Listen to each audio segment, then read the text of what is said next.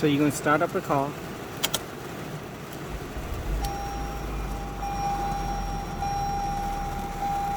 And up here you're going to see a message say rear camera detection unavailable.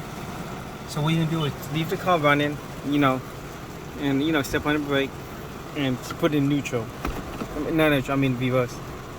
Okay? After that, you can go to screen, and what you're going to see is, this stuff here.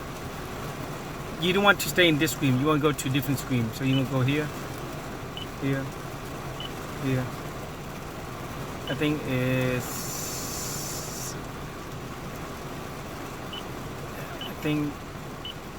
it's this one. Okay, so what you're gonna do is go to the steering wheel, you turn to the left, turn to the right, turn to the left, and turn to the right,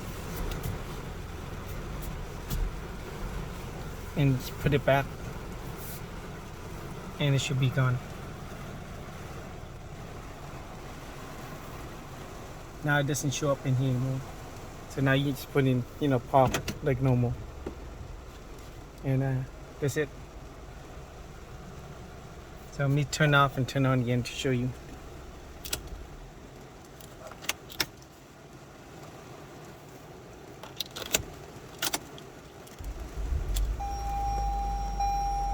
And it shouldn't show anymore.